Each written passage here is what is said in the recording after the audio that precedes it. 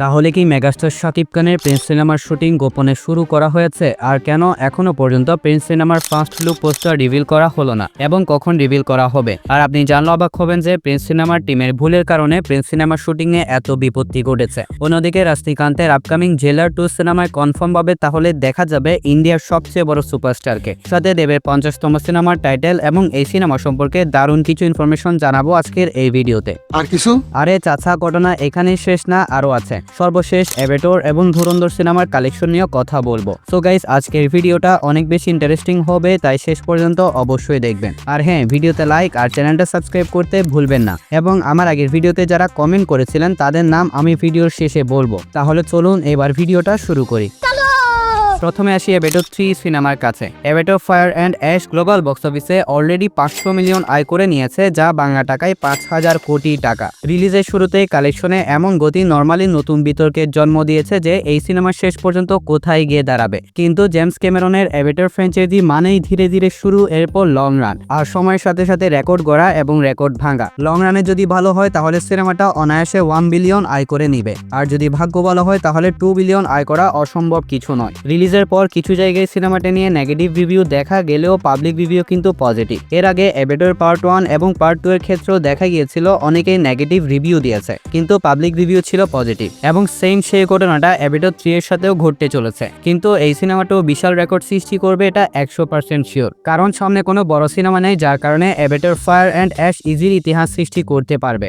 দেখা যাক সিনেমাটা লাইফ টাইমে কত টাকা আয় করতে পারে। এখন আসি ধুরন্ধর সিনেমার কাছে। যেমনটা আপনারা অনেকেই জানেন, ধুরন্ধর সিনেমা রিলিজ হওয়ার আগে এই সিনেমা নিয়ে প্রচুর নেগেটিভিটি, প্রচুর বিতর্ক তৈরি হয়েছিল। অনেকে তো এটা বলেই দিয়েছিল যে এই সিনেমা ফ্লপ অথবা এভারেজ হবে, কিন্তু সিনেমাটা নিজের কন্টেন্টের দমে রেকর্ড ভেঙে যাচ্ছে এবং রেকর্ড করে যাচ্ছে। ধুরন্ধর ইতিমধ্যে অ্যানিমেল সিনেমার রেকর্ডকে ভেঙে দিয়ে নতুন রেকর্ড সৃষ্টি করেছে। তো চাচা, ধুরন্ধর 19 দিনে অ্যারেটেড সিনেমাগুলোর মধ্যে সর্বোচ্চ কালেকশন করা সিনেমা অ্যানিমেলকে ছাড়িয়ে গিয়েছে।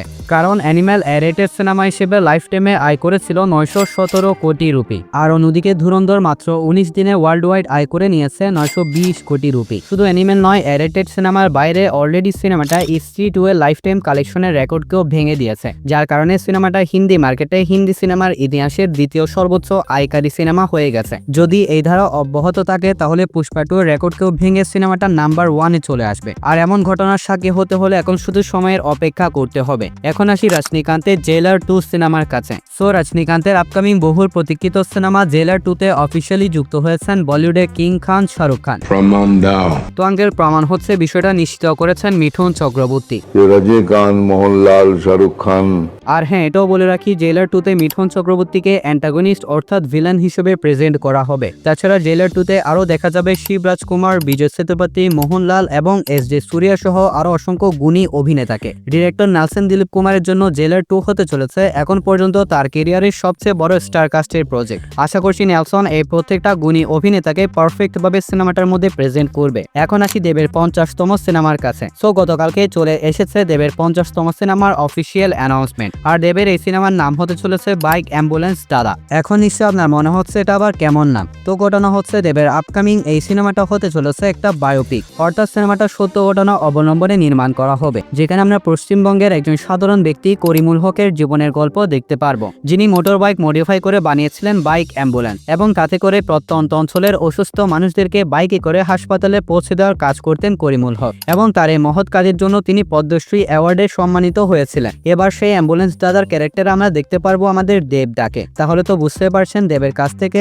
আরো একটা দুর্দান্ত ফ্যামিলি এন্টারটেইনমেন্ট সিনেমা আসতে চলেছে। এখন আসি আমাদের মেগাস্টার শাকিব খানের কাছে। তো সোশ্যাল মিডিয়ায় গুঞ্জন শোনা যাচ্ছে বর্তমানে জটিল পরিস্থিতির কারণে ইন্ডিয়াতে শুটিং না করে খুবই গোপনে ঢাকাতে শুটিং শুরু হয়েছে প্রিন্স সিনেমার। যদিও গত 20 তারিখ ভারতে শিডিউল ছিল, কিন্তু ভিসা জটিলতার কারণে তারা আর ভারতে যেতে পারেনি। আর এখন ঢাকাতে খুবই গোপনে সিনেমাটার শুটিং কন্টিনিউ করা হচ্ছে। দেশের পরিস্থিতি স্বাভাবিক হলেই সাথে সাথে ফার্স্ট লুক পোস্টার রিভিল করবে সিনেমার টিম। তাছাড়া প্রিন্স সিনেমার টিম যে ভুলটা করেছে তা হলো, প্রিন্স সিনেমার টিমের উচিত ছিল ভারতের রামোজি ফিল্ম সিটিতে যাদের অংশের শুটিং করা হবে তাদের ভিসাটা আগে থেকেই ক্লিয়ার করে ফেলা। যদি ভারতের অংশের শুটিং এর জন্য নির্ধারিত অ্যাক্টরদের ভিসা আগে থেকে ক্লিয়ার করে ফেলতো তাহলে প্রিন্স সিনেমার শুটিং নিয়ে এত প্যারা, এত ঝামেলা সৃষ্টি হতো না। তো যাই হোক, সিনেমার টিম আপাতত বসে বসে নেয়। ইতিমধ্যে তারা সিনেমার শুটিং শুরু করে দিয়েছে এবং সঠিক সময়ে সিনেমার শুটিং শেষ করে প্রমোশন এবং পোস্ট প্রোডাকশনের কাজও শুরু করে দিবেন এবং সঠিক সময় আসলেই সিনেমাটা রিলিজ করা হবে। কেউ আবার ভাবিয়েন না যে সিনেমাটা আগামী বছর রোজারিতে আসবে না, সিনেমাটা অবশ্যই আগামী বছর রোজারিতে রিলিজ করা হবে। সো আমার আগের ভিডিওতে অনেকেই কমেন্ট করেছিলেন, কিন্তু যারা আলাদাভাবে নিজেদের নাম বলতে বলেছিলেন তারা হলো